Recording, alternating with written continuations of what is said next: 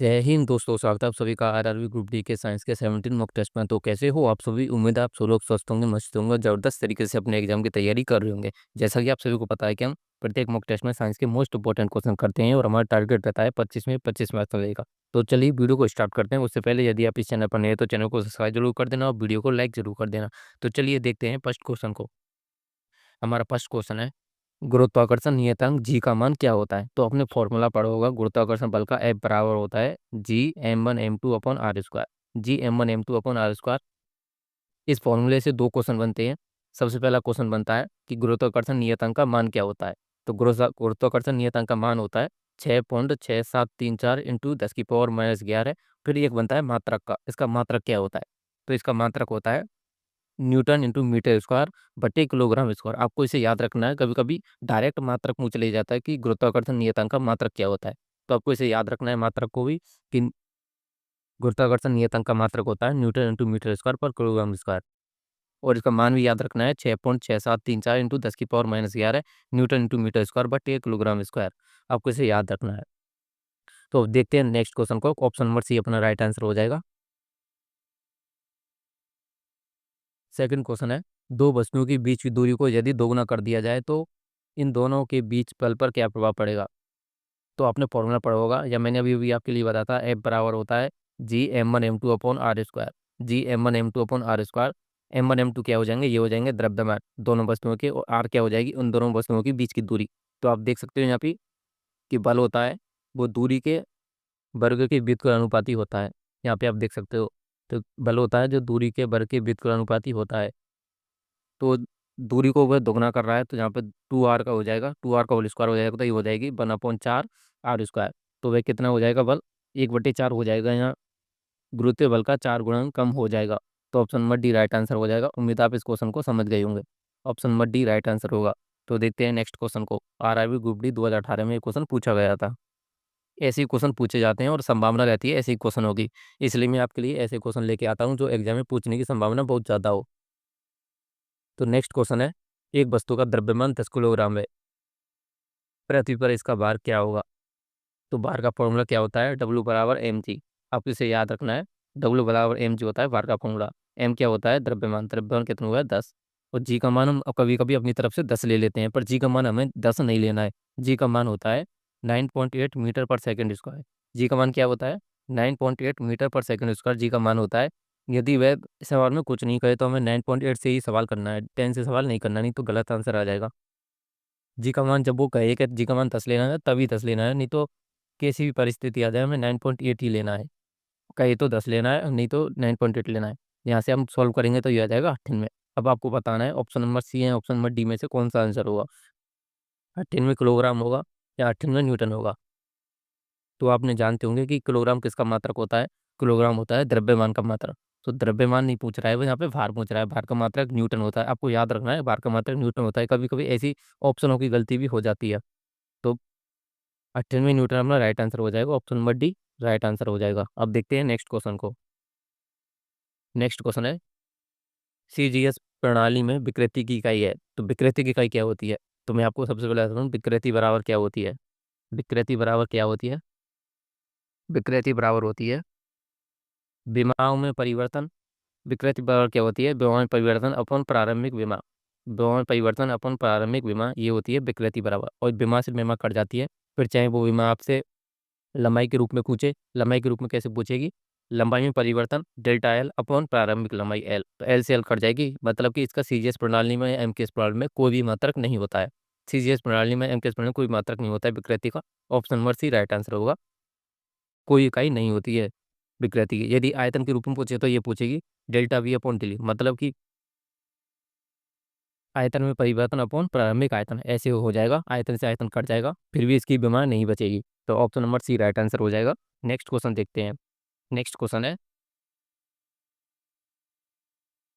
Next question है, मिट्टी का तेल डाल्टन पत्ती में इनमें से किस गुण के कारण ऊपर चढ़ता है? आपने जानते होंगे कि मिट्टी का तेल होता है, पुराने ज़माने में होता था, अब तो शायद बहुत कम ही होते होंगे। गाँव के लोग फिर भी यूज करते हैं। आज के ज़माने में लाइट चली जाती है तो उसमें डीजल भरा हुआ होता है, मिट्टी का तेल भरा हुआ होता है, और इसमें एक बत्ती से लगी होती है ऊपर ही, यहाँ पर जलती है। तो इसमें डीजल किसके कारण ऊपर चढ़ता है, ये क्वेश्चन में पूछा गया है। ये जलता है, ये चढ़ता है किसी तत्व के कारण ऊपर चढ़ता है। ऑप्शन नंबर भी राइट आंसर हो जाएगा। आपको इसे याद रखना है, एग्जाम में पूछ लिया जाता है। देखते हैं नेक्स्ट को, एनटीपीसी 2021 में पूछा गया था ये। नेक्स्ट क्वेश्चन देखते हैं। क्वेश्चन नंबर 6 है, जल की गिरती हुई बूंद किस गुणधर्म के कारण गोलाकार होती है।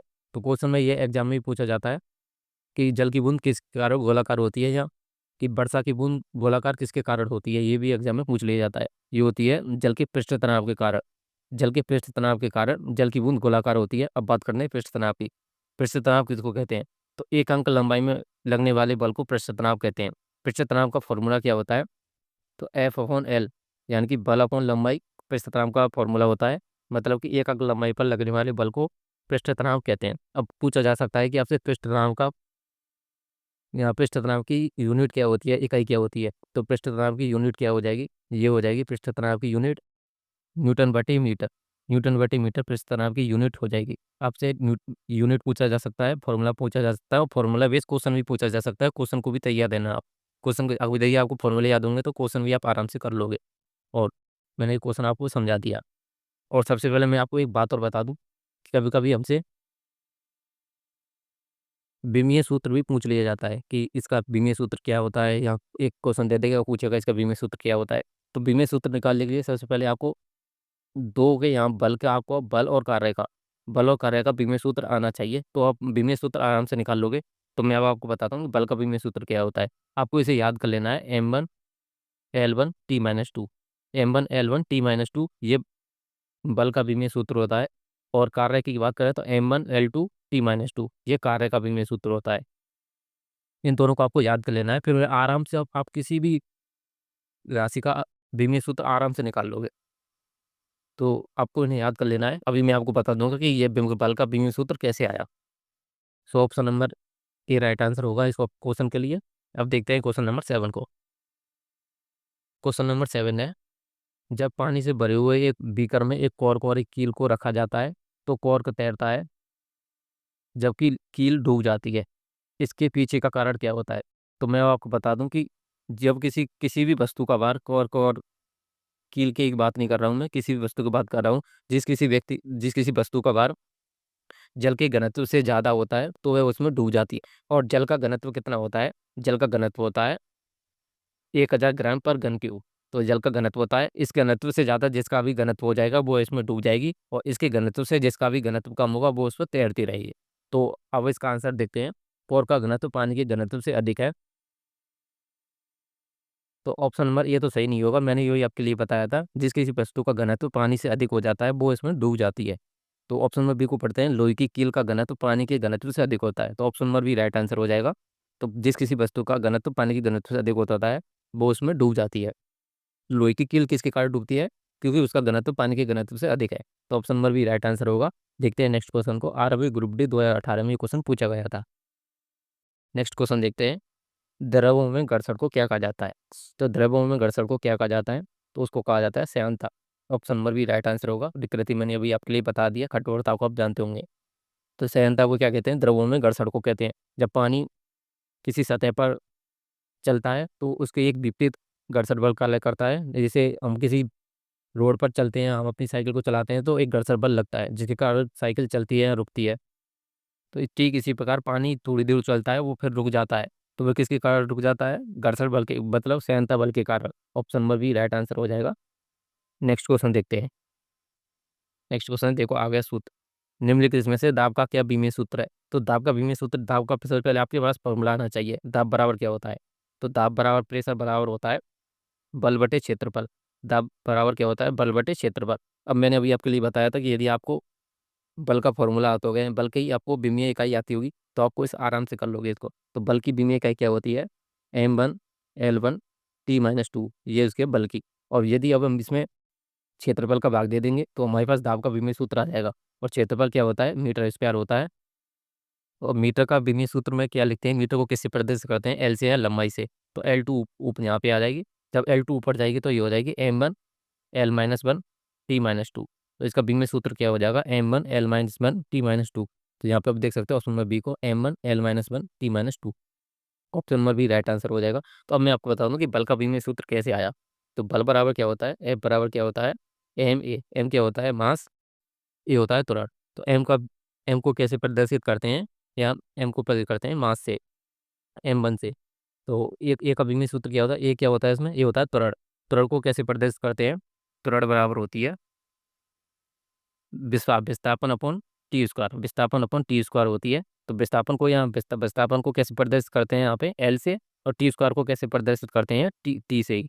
तो टी क्या हो जाएगी, टी नीचे है तो T-2 हो जाएगी। तो कैसे आ गया M1 L1 T-2, क्या हुआ है M1 L1 T-2, ऐसे आ जाएगा। तो ऐसे ही आप कार्य का भी फॉर्मूला निकाल लेना, कार्य का भी आराम से निकल जाएगा। तो ऑप्शन नंबर भी राइट आंसर हो जाएगा। मेरा तो मानना यह है कि आप बल को और कार्य को याद कर लो, फिर सभी आपको आराम से निकल जाएंगी राशियाँ की,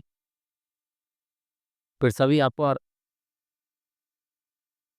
सो क्वेश्चन नंबर नेक्स्ट देखते हैं। क्वेश्चन नंबर 10 है, पानी का घनत्व कितना होता है। मैंने आपके लिए बताया था पानी का घनत्व होता है 1000 किलो प्रति घन मीटर। तो ऑप्शन नंबर ए राइट आंसर हो जाएगा। 1000 किलो प्रति घन मीटर होता है पानी का घनत्व, ऑप्शन नंबर ए राइट आंसर हो जाएगा। नेक्स्ट क्वेश्चन देखते हैं। नेक्स्ट क्वेश्चन है, धातु का वह कौन सा गुणधर्म है जिसके कारण उसे एक तार के रूप में डाला जा सकता है। तो तार के रूप में डाला जा सकता है, वह धातु का कौन सा गुणधर्म होता है। तो वो होता है उसकी तन्यता। तन्यता के कारण उसे एक तार के रूप में डाला जा सकता है। और सबसे ज़्यादा अधिक तन्य किस धातु होती है, सबसे अधिक तन्य धातु होती है वो होती है सोना। सोना को किससे प्रदर्शित करते हैं, एयू से सोना को प्रदर्शित करते हैं। आपसे परमाणु क्रमांक भी पूछा जा सकता है कि इसका परमाणु क्रमांक क्या होता है, 79 इसका परमाणु क्रमांक होता है। आघात वर्तनीयता की बात करें तो आघात वर्तनीयता क्या होती है, आघात वर्तनीयता का मतलब होता है उसको पीट कर एक पतली चादर के रूप में बदला जा सकता है, उसे कहते हैं आघात वर्तनीयता। उम्मीद है आप इसको समझ गए होंगे। तो चालकता को आप जानते होंगे। अब नेक्स्ट क्वेश्चन देखते हैं। नेक्स्ट क्वेश्चन है, निम्नलिखित में से कौन सा धातुओं के बारे में गलत है। तो धातु के बारे में कौन सा गलत है, तो वे तन्य और आघात वर्तनीय होती हैं। हाँ, धातुएं में तन्यता को गुण मिलता है और आघात वर्तनीयता को गुण मिलता है। तो तन्य और आघात वर्तनीयता मैंने आपके लिए बता दिया था, वे धातु और विद्युत के सुचालक होती हैं। जी, धातु और विद्युत के सुचालक होती हैं। इनका गलनांक और क्वथनांक उच्च होता है। हाँ, इनका गलनांक और क्वथनांक उच्च होता है। ये विद्युत ऋणात्मक होती हैं, ये विद्युत ऋणात्मक नहीं होती हैं, ये विद्युत धनात्मक होती हैं, अपने अंदर से विद्युत को प्रवाहित करती हैं। Option number D right answer हो जाएगा, ऑप्शन नंबर डी गलत है, बाकी के तीनों सही है। नेक्स्ट क्वेश्चन देखते हैं। नेक्स्ट क्वेश्चन है, निम्नलिखित में से कौन सा सामान्य तापमान पर द्रवावस्था में पाया जाता है। तो मैं आपको बता दूं, सामान्य तापमान पर 3 धातुएं, मतलब 2 धातुएं, एक एक अधातु है, वे द्रवावस्था में पाई जाती हैं। तो ऑप्शन से देखें तो गैलियम अपना राइट आंसर हो जाएगा, ये भी धातु है, ये द्रवावस्था में पाई जाती है। और एक और है मरकरी, मरकरी है, इसको कहते हैं पारा, ये भी द्रवावस्था में पाई जाती है, आपको इन्हें याद रखना है। और एक और है ब्रोमीन, ब्रोमीन क्या है, अधातु है, यह भी द्रवावस्था में पाई जाती है। अब इन तीनों को याद रखना है। इन तीनों से भर भर के क्वेश्चन तो आपको मिल ही जाता है कि निम्नलिखित में से कौन सा सामान्य तापमान पर द्रव्यवस्था में मिलता है। गैलियम ऑप्शन दे देगा, मरकरी दे देगा, या ब्रोमीन दे देगा, इन तीनों में से एक तो आपको देगा ही देगा। तो option number C right answer हो जाएगा। उम्मीद है आप इस क्वेश्चन को समझ गए होंगे। यदि क्वेश्चन अच्छा लगा हो तो वीडियो को लाइक कर देना, चैनल को सब्सक्राइब जरूर कर देना। तो चलिए नेक्स्ट क्वेश्चन को देखते हैं। नेक्स्ट क्वेश्चन है, तितली के जीवन चक्र की तीसरी अवस्था, लार्वा के बाद की अवस्था को क्या कहते हैं। तो सबसे पहले क्या बनता है, सबसे पहले बनता है अंडा, सबसे पहले अंडा बनता है। अंडा के बाद क्या बनता है, अंडा के बाद बनता है लार्वा, लार्वा के बाद क्या बनता है, लार्वा के बाद बनता है प्यूमा।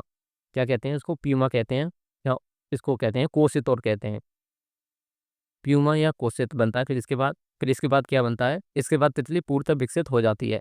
तो चौथी अवस्था में तितली पूर्णतः विकसित हो जाती है। पहली अवस्था में अंडा बनता है, दूसरी अवस्था में लार्वा बनता है, तीसरी अवस्था को प्यूमा कहते हैं या कोशित कहते हैं। यह क्वेश्चन पूछा जाता है बार बार कि तीसरी अवस्था को कहते हैं प्यूमा या कोशित कहते हैं, चौथी अवस्था को क्या कहते हैं, उसमें तितली पूर्णतः विकसित हो जाती है। तो option number D right answer हो जाएगा। एनटीपीसी स्टेज सेकंड का क्वेश्चन है, मतलब CVT 2 का क्वेश्चन है, ये 2022 में पूछा गया था। सो नेक्स्ट क्वेश्चन देखते हैं।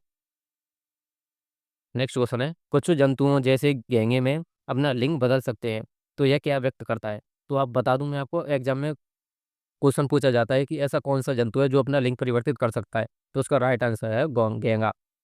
तो घेंगा अपना लिंग परिवर्तित कर सकता है। तो ये क्या व्यक्त करता है कि लिंग आनुवंशिक रूप से निर्धारित नहीं किया जा सकता। तो ऑप्शन नंबर ए राइट आंसर हो जाएगा कि के कि लिंग लिंग आनुवंशिक रूप से निर्धारित नहीं किया जा सकता। ऑप्शन नंबर ए राइट आंसर हो जाएगा। नेक्स्ट क्वेश्चन को देखते हैं। आरआरबी ग्रुप डी 2022 में ये क्वेश्चन पूछा गया था। अब नेक्स्ट क्वेश्चन को देखते हैं। नेक्स्ट क्वेश्चन है, निम्नलिखित में से कौन सा जीव मोलस्क का वर्ग से संबंधित है? तो मैंने भी आपके लिए बताया था, मैं बताना भूल गया था, मतलब घेंगा मोलस्क का वर्ग से संबंधित है। अब बात करें केंचुआ की। केंचुआ किस वर्ग से संबंधित है? केंचुआ एनीलिडा वर्ग से संबंधित है। केंचुआ सरीसृप एनीलिडा वर्ग में आते हैं। स्टार फिश की बात करें या स्टार मछली की बात करें तो ये किस में आती है? इकाइनोडर्मेटा में आती है। इकाइनोडर्मेटा में आती है स्टारफिश। इकाइनोडर्मेटा में स्टारफिश आती है। और कॉकरोच की बात करें तो ऑर्थोपोडा वर्ग में कॉकरोच आती है। तो सबसे बड़ा वर्ग कौन सा है? ऑर्थोपोडा वर्ग है।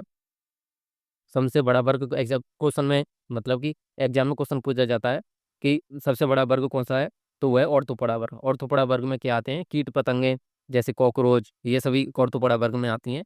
घेंगा किस में आता है? मोलस्क का वर्ग में आता है। केंचुआ एनीलिडा वर्ग में आती है। स्टारफिश इकाइनोडर्मेटा, मतलब सभी जलीय जीव इकाइनोडर्मेटा वर्ग में आते हैं। तो option number C right answer हो जाएगा। नेक्स्ट क्वेश्चन को देखते हैं। नेक्स्ट क्वेश्चन है, निम्नलिखित में से कौन सा जीव कशेरुकी नहीं है? कशेरुकी किनको कहते हैं? जिनमें रीढ़ की हड्डियां पाई जाती हैं उन्हें कशेरुकी कहते हैं। और कशेरुकी नहीं है मतलब जिनमें रीढ़ की हड्डियां नहीं पाई जाती हैं। तो रीढ़ की हड्डियां किनमें नहीं पाई जाती हैं? तो आप जानते होंगे सरीसृप वर्ग में रीढ़ की हड्डियां नहीं पाई जाती हैं। जैसे सांप, केंचुआ, इनमें रीढ़ की हड्डियां नहीं पाई जाती हैं। तो यहाँ पे आप देख सकते हो ऑप्शन नंबर ये राइट आंसर हो जाएगा। केंचुआ सरीसृप वर्ग में रीढ़ की हड्डियां नहीं पाई जाती हैं। ऑप्शन नंबर ये राइट आंसर हो जाएगा। नेक्स्ट क्वेश्चन को देखते हैं। ग्रुप डी 2018 में ये क्वेश्चन पूछा गया था।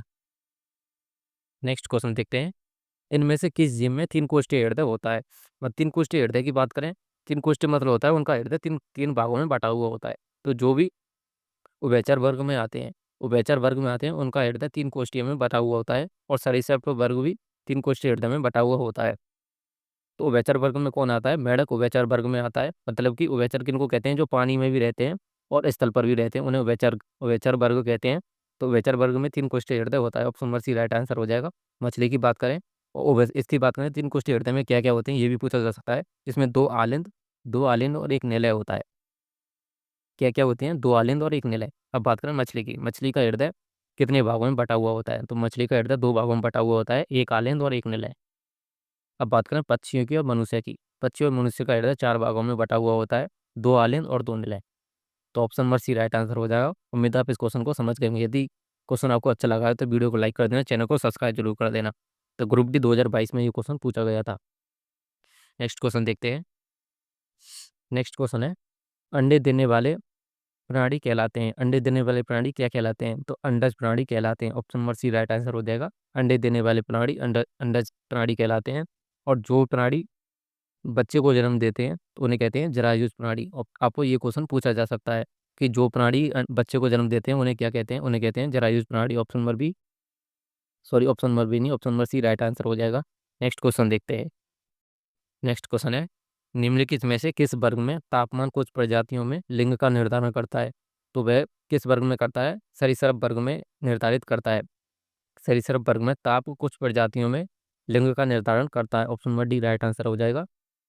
नेक्स्ट क्वेश्चन को देखते हैं। उभयचर मैंने अभी बता दिया, पक्षियों के बारे में मैंने आपको बता दिया, स्तनधारी के बारे में अभी मैं आपको आगे के क्वेश्चन में बता दूंगा। इससे रिलेटेड एक क्वेश्चन आएगा।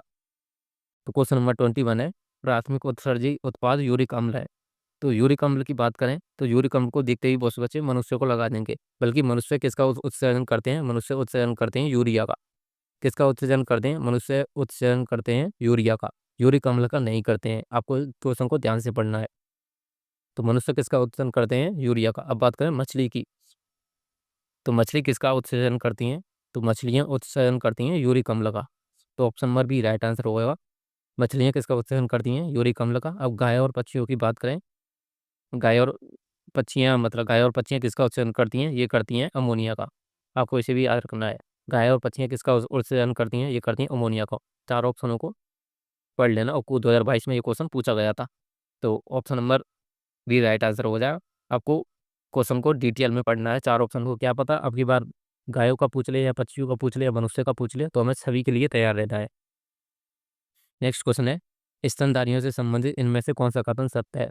तो स्तनधारियों के बारे में बात करें, सामान्यतः स्तनधारियों के बाल होते हैं। हाँ, बाल होते हैं। बच्चों को दूध पिलाने के लिए इनमें से स्तन ग्रंथियां मौजूद होती हैं। हाँ, इनमें स्तन ग्रंथियां मौजूद होती हैं। इनके हृदय में तीन कोष्ठीय हृदय होता है। इनका तीन कोष्ठीय हृदय नहीं होता, मैंने आपके लिए बताया था कि इनका हृदय चार कोष्ठीय हृदय होता है, दो आलिंद और दो निलय होता है।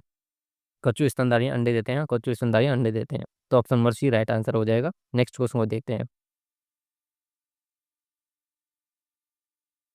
नेक्स्ट क्वेश्चन है, एक वयस्क मनुष्य के मुख में केवल कृंतक दांत कितने होते हैं? तो आप जानते हो कि वयस्क मनुष्य के मुख में टोटल 32 दांत होते हैं या 32 दांत होते हैं।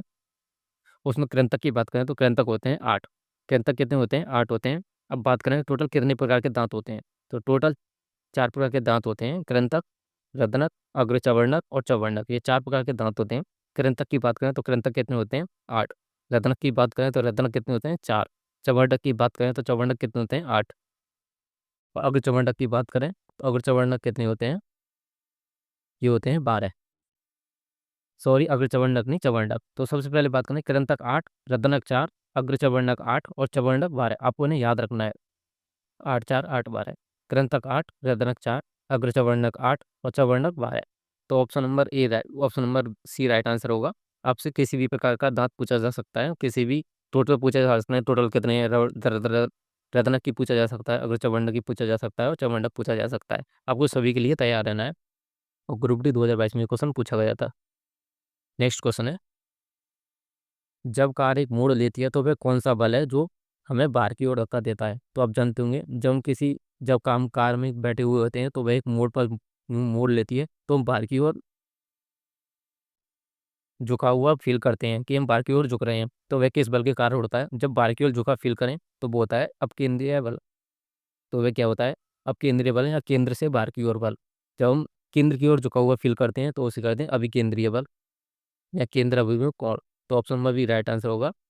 अब तनाव बल तनाव बल मैंने आपके लिए बता ही दिया। और कर्सर बल के बारे में मैंने आपके लिए कल के मॉक टेस्ट में पढ़ाया था। तो अभी केंद्रीय बल और अपकेंद्रीय बल के मैंने आपके लिए बता दिया। तो option number B right answer हो जाएगा। और एग्जाम में एक और क्वेश्चन पूछा जा सकता है कि अपकेंद्रीय बल का ही कि दूध का मथना, जैसे हम कभी दूध को मथते हैं अपनी मशीन से दूध को मथते हैं, तो वह किस सिद्धांत पर कार्य करता है? और एक और क्वेश्चन पूछा जा सकता है कि वॉशिंग मशीन किस सिद्धांत पर कार्य करती है? ये भी क्वेश्चन बहुत मोस्ट इंपॉर्टेंट है, पूछा जा सकता है कि वॉशिंग मशीन और दूध को मथना ये किस सिद्धांत पर कार्य करते हैं? यह अपकेंद्रीय बल के सिद्धांत पर ही कार्य करते हैं। ऑप्शन नंबर भी राइट आंसर हो जाएगा। नेक्स्ट क्वेश्चन को देखते हैं। नेक्स्ट क्वेश्चन है और आज का लास्ट क्वेश्चन, दिए गए दो कथनों ए और बी में से कौन सा कथन सत्य है? गुरुत्वाकर्षण बल क्या है? गुरुत्वाकर्षण बल के बारे में कौन सा कथन सत्य है? तो दो वस्तुओं के द्रव्यमान के गुणन का सीधा समानुपाती होता है। और गुरुत्वाकर्षण बल क्या होता है? एफ बराबर होता है, एफ समानुपाती क्या होता है? M1 M2। क्या होता है? M1 M2, एफ इसके समानुपाती होता है। मतलब कि ये समानुपाती का चिन्ह हटेगा तो जी आ जाएगा, जी नियतांक। अब बात करें ऑप्शन नंबर बी की, तो दो वस्तुओं के बीच की दूरी के वर्ग के सीधे अनुपातिक होता है। सीधे समानुपाती नहीं होता, सीधे व्युत्क्रमानुपाती होता है। तो ऑप्शन नंबर बी गलत हो जाएगा। सही की पूछा है तो option option number C right answer, केवल ए सत्य है जबकि बी असत्य है। तो नेक्स्ट क्वेश्चन देखते हैं।